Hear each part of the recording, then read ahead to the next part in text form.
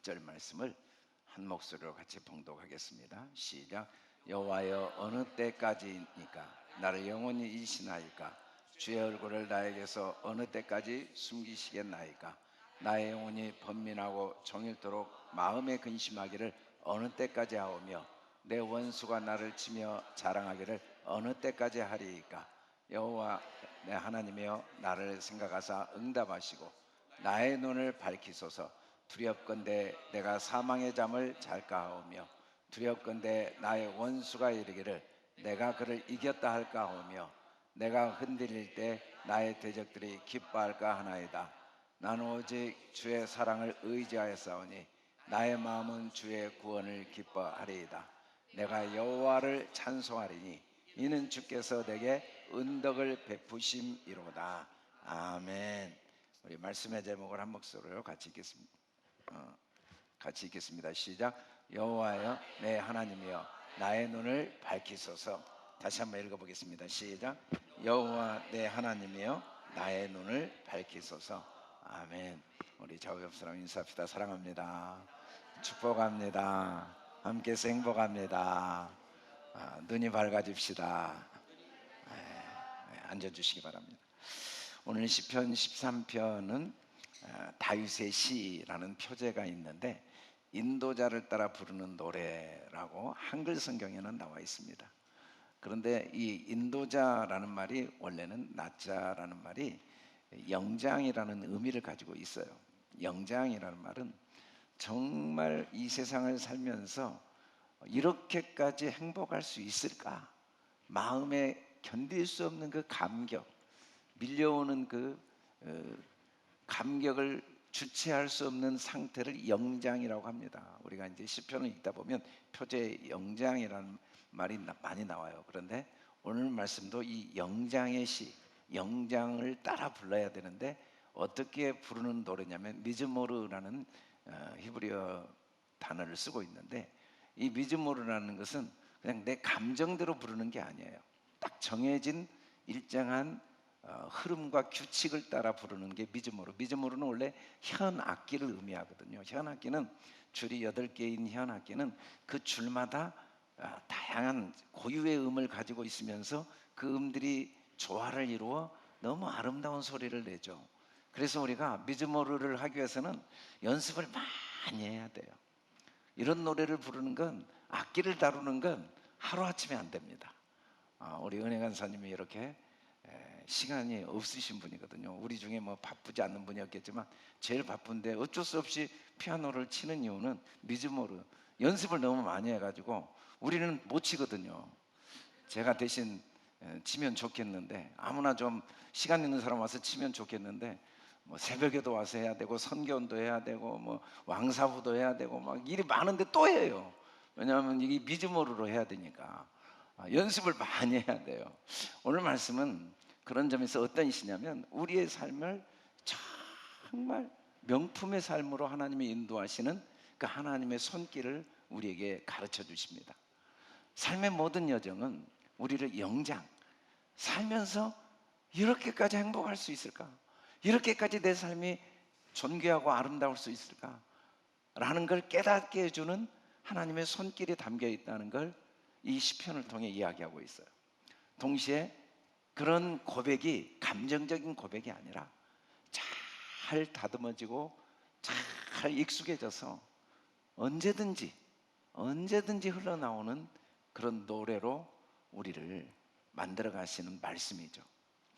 사실은 피아노를 잘 치는 분은 선교지에 가도 환영을 많이 받더라고요.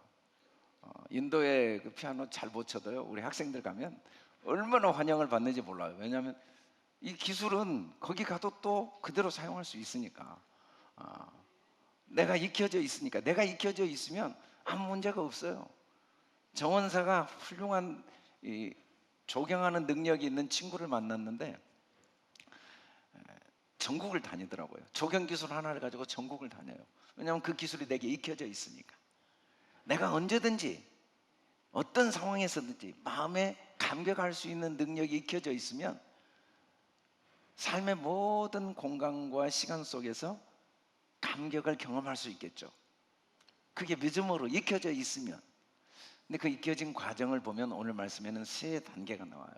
첫 번째는 어느 때까지 나를 영원히 잊으시나이까? 주의 얼굴을 나에게서 어느 때까지 숨기시겠습니까? 사실은 진짜 죽을 것 같이 괴로운 때가 있거든요.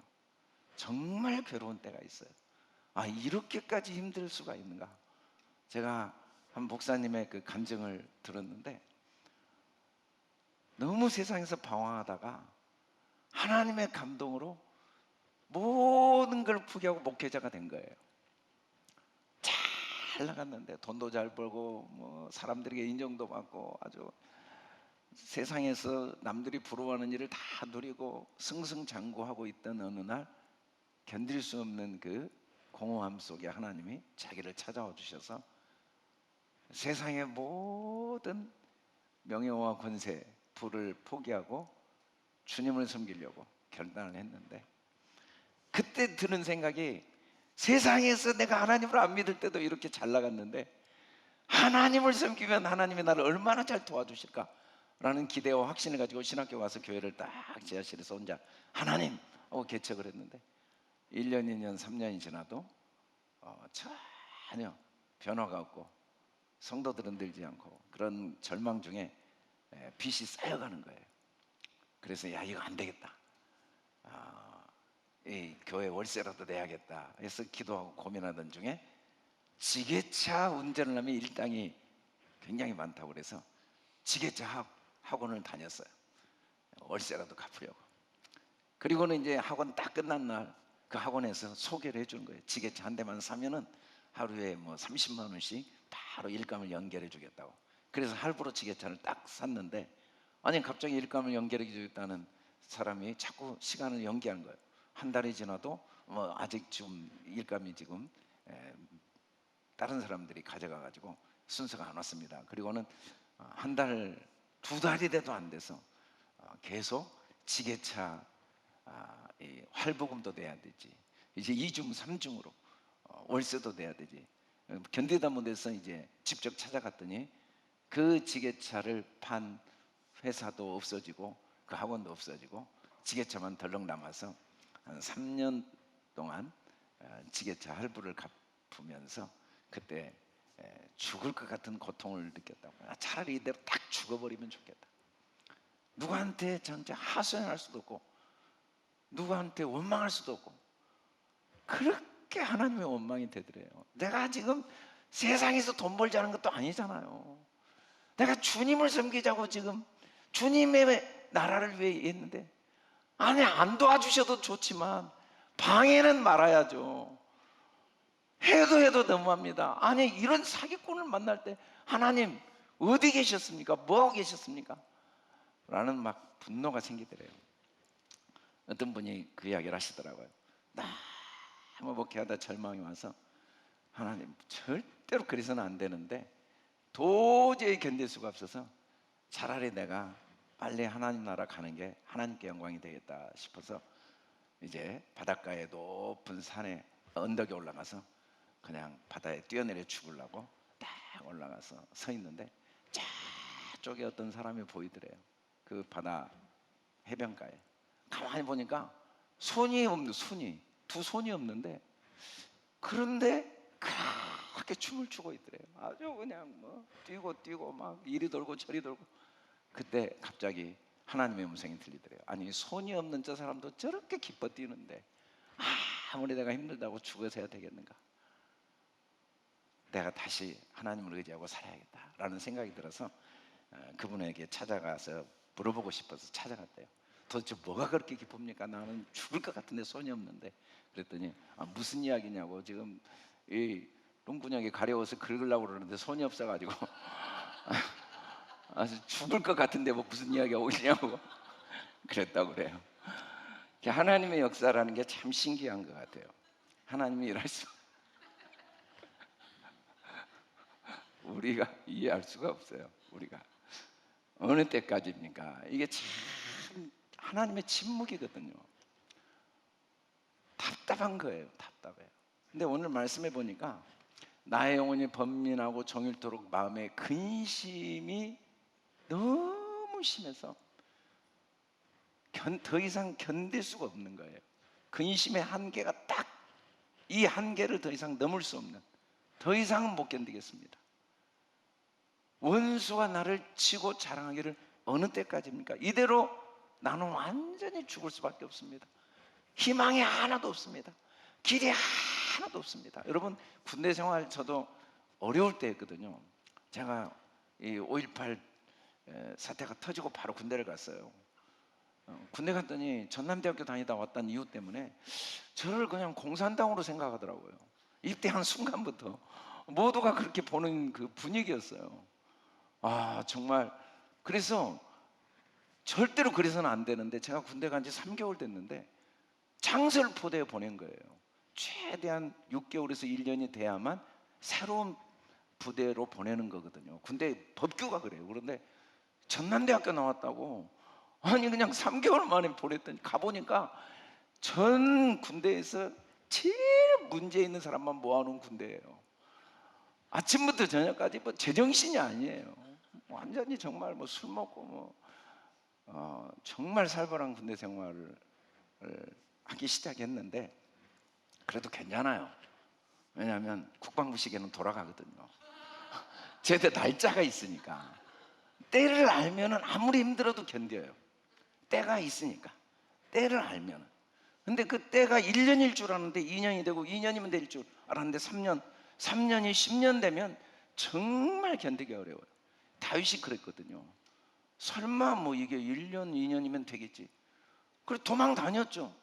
다녀고 이리 피우고 저리 피우고 십광야 엔데이 광야로 다니다가 그것도 안 돼요. 그래서 블레셋까지 도망갔어요. 그것도 안 돼요. 미친 사람 흉내도 내봤어요. 별일을 다 해요. 이 정도 하면 끝나겠지. 이 정도 하면 끝나겠지. 끝이 없네요. 끝이 없는 거예요. 때를 모르는 것보다 괴로운 게 없습니다.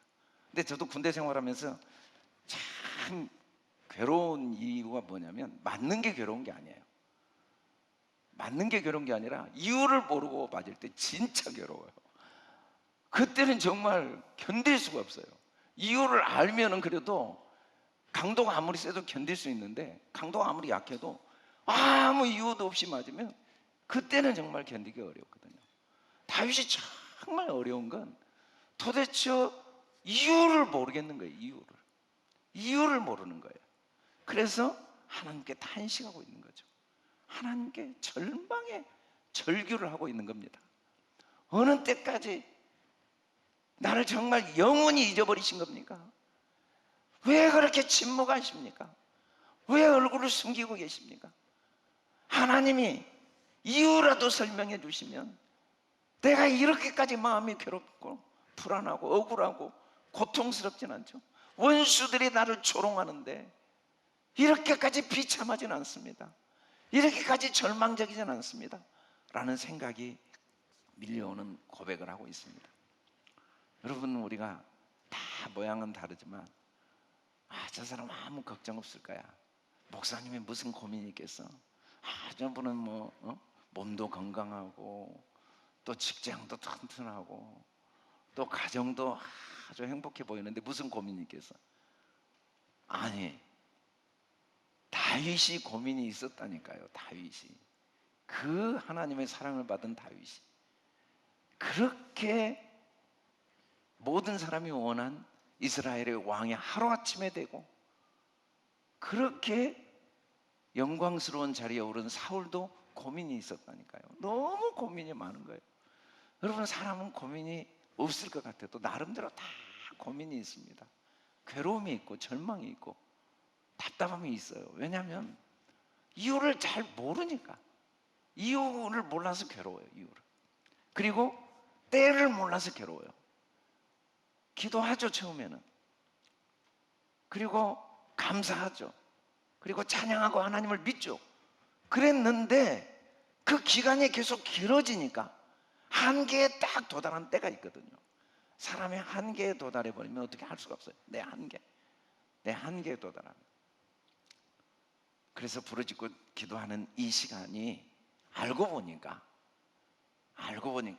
인생 전체에 우리 삶에 이런 시간이 가장 소중한 시간이었어요. 왜냐하면 이렇게 탄식과 절망이, 탄식의 고통이 절망의 끝이 아니었고, 알고 보니까 정말 이때 정말 깊이 하나님과 교제를 하게 되거든요. 하나님과 진실한 대화가 시작됩니다. 그래서 어떻게 진실한 대화를 하나님이 이 고난을 통해 하게 하시는지 같이 한번 읽어봅시다. 시작. 여호와 내 하나님이여 나를 생각하사 응답하시고 나의 눈을 밝히소서. 두렵건대 내가 사망의 잠을 잘까 하오며. 우리는 하나님 도와주세요. 하나님 이 사람을 바꿔주세요. 이 문제를 해결해 주세요. 이 장벽을 무너뜨려 주세요. 계속 그렇게 기도하는데 그 한계에 딱 도달하면 올바른 기도를 하게 됩니다. 내 눈을 밝혀주십시오. 하나님의 문제가 아니구나, 환경이 문제가 아니구나, 상황이 문제가 아니구나. 아니 에덴 동산에서도 괴로웠는데 나는 왜 이렇게 착각을 할까? 상황이 나를 괴롭힌다는 왜 이 착각을 떨쳐버리지 못할까? 사람이 나의 삶의 문제라는 이 착각을 왜 떨쳐버리지 못할까? 하나님의 침묵이 문제라는 이 어리석음을 왜 떨쳐버리지 못할까? 진짜 문제는 하나밖에 없구나. 내 눈이 어두워서구나. 나의 눈을 밝히소서 라는 올바른 기도의 축복을 주십니다. 올바른 기도의 축복은 오늘 시의 결론이 영장으로 끝나거든요. 기쁨으로 끝나요. 찬양과 감격으로 끝납니다. 그게 저절로 된 게 아니에요. 탄식이라는 그 절망이라는 고통이라는 견딜 수 없는, 더 이상 뛰어넘을 수 없는 한계라는 상황을 통해 영장에까지 이르게 되는 거죠. 그러나 모두가 그 상황을 통해 영장에 이르지 않습니다. 그 탄식이 사람을 붙잡고 환경을 붙잡고 상황을 붙잡고 하는 게 아니라 하나님께 나가 부르짖을 때 하나님이 반드시 그 탄식의 상황에서 올바른 기도를 하게 하십니다. 기도는 하나님을 변화시키는 게 아니라 가장 복된 삶, 나를 변화시키는 능력입니다.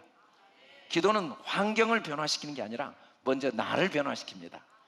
내가 변한 다음에는 하나님이 변하지 않을 수가 없습니다. 내가 변하면 환경이 변하지 않을 수가 없습니다.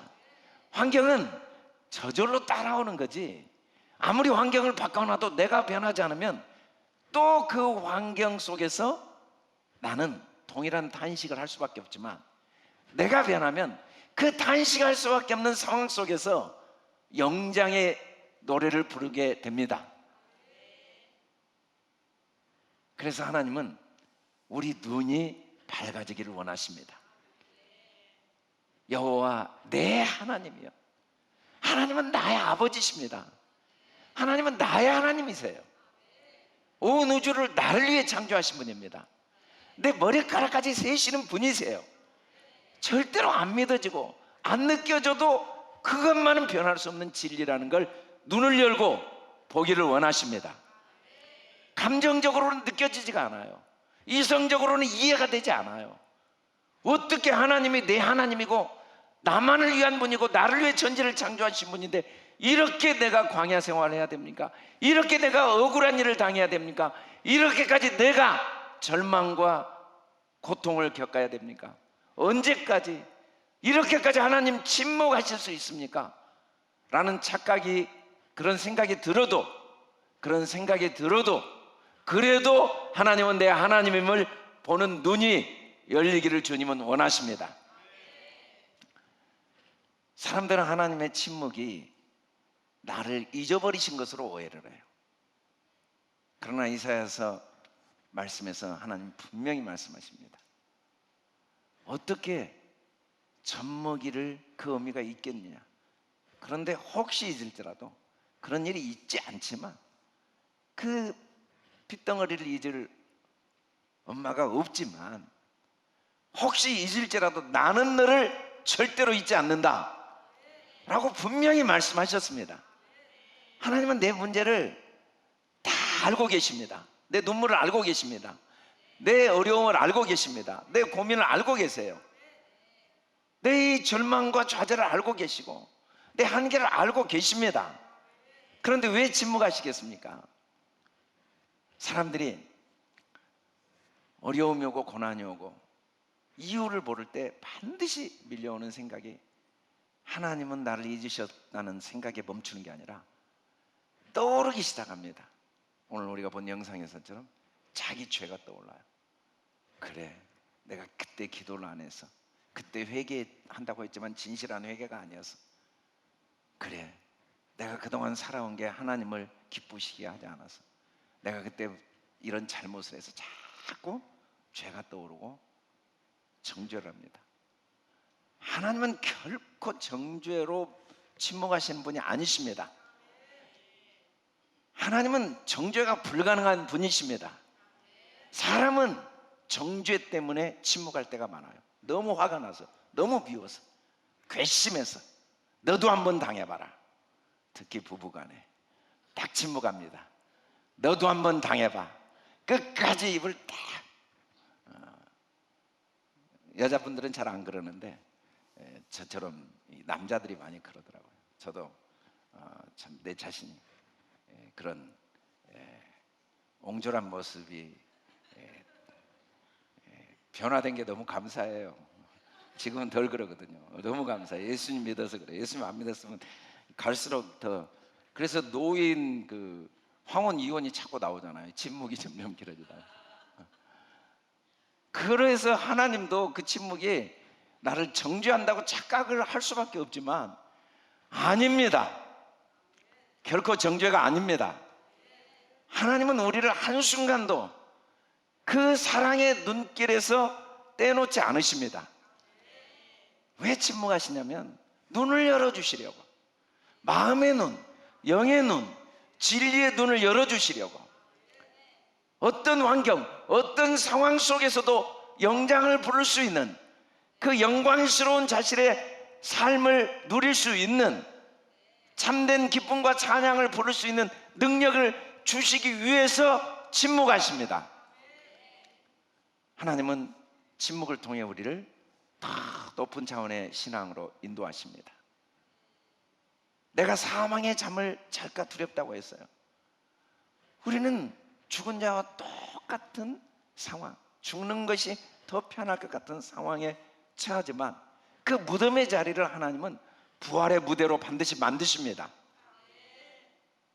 하나님께서 예수님의 기도에 침묵하십니다. 아버지여, 이 잔을 내게서 옮겨주십시오. 침묵하십니다. 예수님에게도 침묵하셨잖아요. 십자가에서 간절히 부르짖습니다. 나의 하나님, 나의 하나님, 어찌하여 나를 버리십니까? 그렇게 부르짖어도 하나님이 침묵하십니다. 침묵이 예수님을 잊어버리신 겁니까? 침묵이 예수님을 정죄하신 겁니까? 아닙니다. 그 침묵을 통해 하나님은 예수님을 부활의 영광, 모든 사람이 그 아래 무릎을 꿇게 영장, 그 영광의 자리로 인도해 주신 겁니다.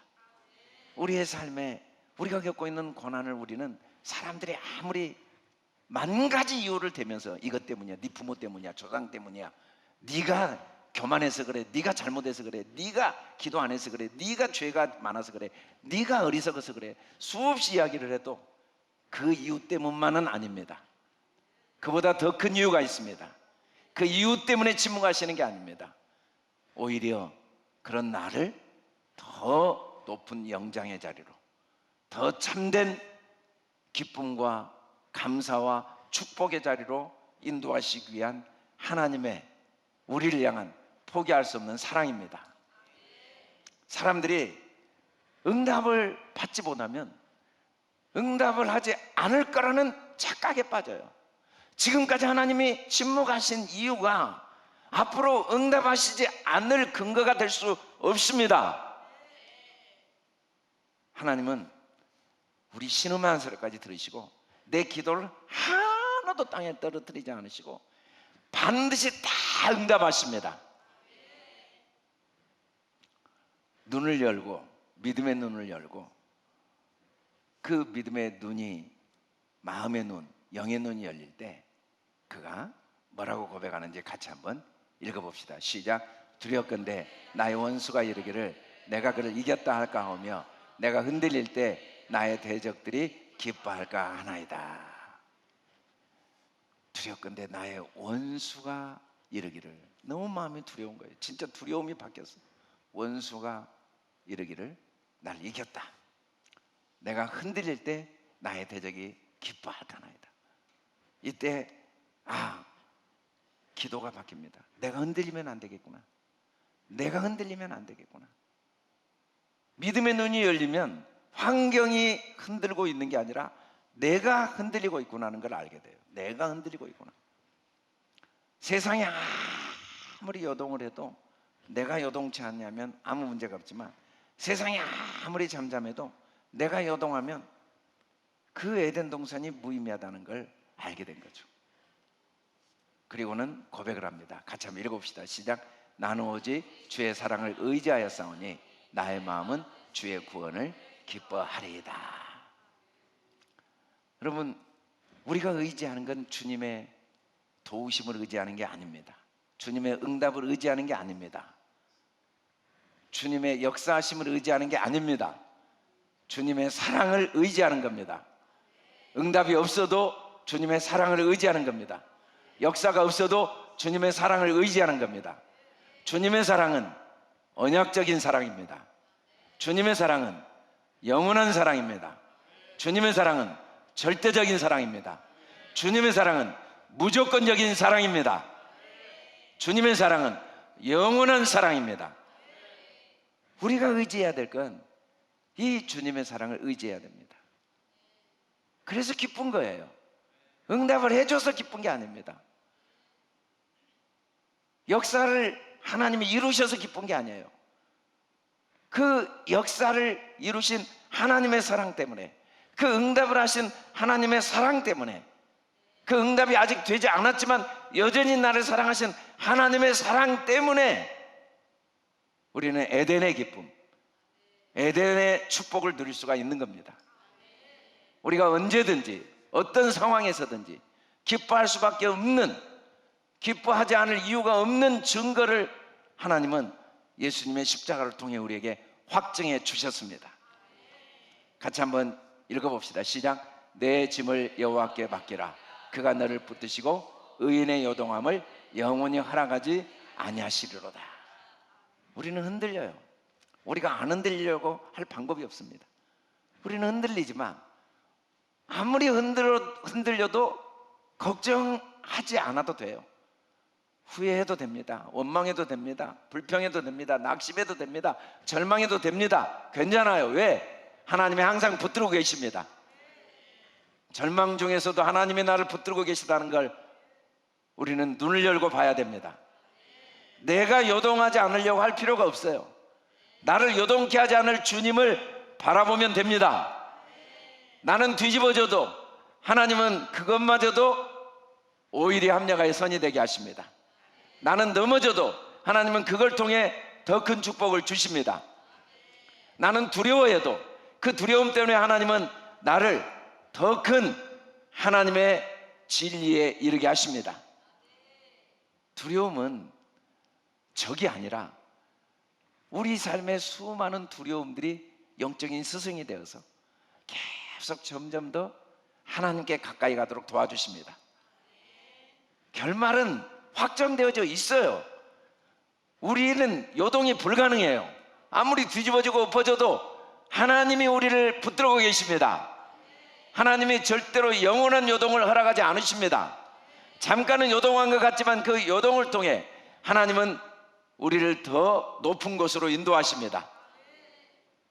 넘을 수 없는 장벽이었는데 알고 보니까 그게 영장, 그 하나님의 영광, 하나님의 진리에 이르도록 돕는 사다리였다는 사실은 변할 수 없는 진리입니다.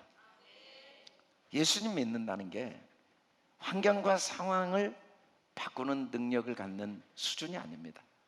그건 예수님 안 믿어도 하는 사람 많아요. 그러나 예수님 믿는 사람은 환경과 상황을 바꾸는 수준이 아니라 어떤 상황과 환경에서도 나를 바꾸는 능력입니다. 믿음으로 어떤 상황에서도 감정대로 움직이지 않고 환경대로 움직이지 않고 진리대로 눈물을 흘리면서도 찬양하고 기뻐하고, 탄식하면서도 찬양하고 기뻐하고, 불안하고 두려우면서도 찬양하고 기뻐하는 능력, 그 능력을 예수 그리스도를 통해 하나님은 우리에게 날마다 부으시고 계십니다. 결국 오늘 탄식은 어떻게 끝나는지 같이 한번 읽어봅시다. 시작. 내가 여호와를 찬송하리니 이는 주께서 내게 은덕을 베푸심이로다. 아멘. 하나님은 우리에게 은덕을 베푸십니다. 우리가 이렇게 함께 있는 게 참 하나님의 은덕입니다. 우리가 오늘을 맞이한 것도 하나님의 은덕입니다. 우리가 아직도 호흡을 하고 있는 것도 하나님의 은덕입니다. 우리가 겪고 있는 고난도 하나님의 은덕입니다. 하나님의 침묵이 오늘 다윗에게 견딜 수 없는 탄식을 하게 했지만, 그 침묵을 통해 다윗의 교만도 침묵시켰습니다. 조급함도 꺾어주셨습니다. 그리고 참된 믿음을 갖게 하셨습니다. 참된 믿음이 뭔지 같이 한번 읽어봅시다. 시작. 너는 여호와를 기다릴지어다. 강하고 담대하여 여호와를 기다릴지어다. 이 기다리다라는 말이, 기다림이라는 말은 단순히 시간을 기다리는 인내가 아닙니다. 이 기다림은 소망 가운데, 확신 가운데 기다림이죠. 하나님은 우리를 기다림, 인내의 사람으로 훈련하신 이유가 뭐냐면, 인내를 통해 여러 가지 환난이 우리에게 주어져서 우리를 인내의 사람으로 훈련하실 때 비로소 인내를 통해 연단이 되어져서, 불순물이 제거되어져서 흔들리지 않는 소망을 갖게 됩니다. 흔들리지 않는 기쁨을 갖게 됩니다. 흔들리지 않는 자유를 누리게 됩니다. 흔들리지 않는 부요와 평안을 누리게 됩니다. 환경이 주는 평안과 부요가 아니라 하나님으로 인해 어떤 경우에도 마음의 여유와 평안과 기쁨을 누리는 은덕을 주시기를 원하십니다. 믿음은 하나님의 응답이 아닙니다. 하나님의 임재를 의지하는 거예요. 응답이 없어도 우리는 하나님을 믿습니다.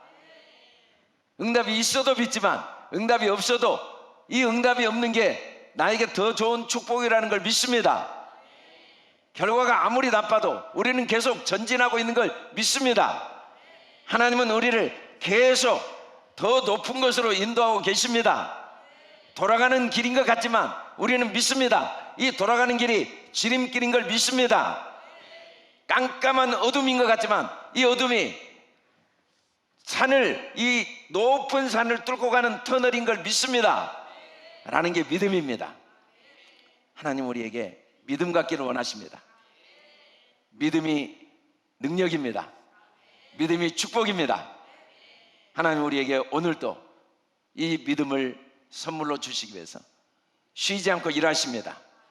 우리가 걸어온 걸음걸음을 통해 하나님 우리에게 믿음을 주십니다.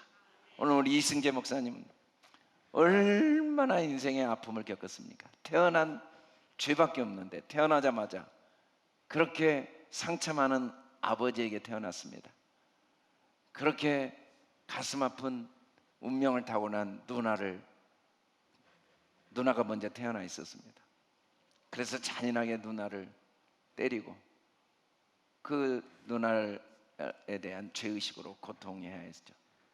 그런데 알고 보니까 그 시간을 통해서 가장 소중한 그 하나님의 사랑과 그 하나님께 대한 믿음을 배우게 하신 뒤에 하나님께서 이승재 목사님을 통해 얼마나 많은 영혼들을 살리신지 모릅니다. 하나님의 침묵은 우리에게 가슴 아픈 사람들, 눈물을 흘리고 있는 사람들, 견딜 수 없는 고통 중에 있는 사람들을 돕는 간증자로 우리를 돕는 하나님의 선한 손길이 있는 줄 믿으시길 주의 이름으로 축복합니다. 우리가 모든 일이 잘 풀릴 때 믿는 믿음 하나님이 기뻐하시지만, 그러나 하나님을 기쁘시게 하는 믿음은 이해가 안 될 때, 일이 뜻대로 안 될 때, 우리의 모든 문제는 크게 두 가지거든요. 첫째는 시간을 알 수가 없어요. 언제까지인지, 그리고 이유를 알 수가 없어요. 두 개 다 이해력의 부족입니다. 이해력의 부족. 이해력의 부족. 그러나 이해가 안 돼도 믿는 게 믿음입니다. 이해가 될 때 믿는 믿음이 하나님이 기뻐하시는 믿음이지만, 정말 기뻐하시는 믿음은 이해가 안 되는데 그럼에도 불구하고 하나님의 선하심을 믿는 믿음, 하나님의 사랑을 믿는 믿음, 하나님의 은혜를 믿는 믿음. 일이 안 되는데 그 속에서 내게 주신 하나님의 은혜를 깨닫는 믿음, 그 속에서 하나님의 은혜를 감사하는 믿음, 그때 찬송하는 믿음, 그 믿음을 하나님은 기뻐하십니다. 그 믿음을 우리에게 주시기를 원하십니다. 우리가 이 한 주 동안 이 시편 말씀을 통해 우리도 수많은 탄식이 기쁨과 찬양으로 바뀌길 주의 이름으로 축복합니다. 하나님의 침묵을 통해 우리의 교만이 침묵되어지고, 하나님의 침묵을 통해 우리의 믿음이 불순물이 제거되고, 하나님이 기뻐하시는 참된 믿음을 갖는 축복의 여정이 되기를 주님의 이름으로 축복합니다. 아멘. 우리 다 같이 일어나 크게 선포하겠습니다.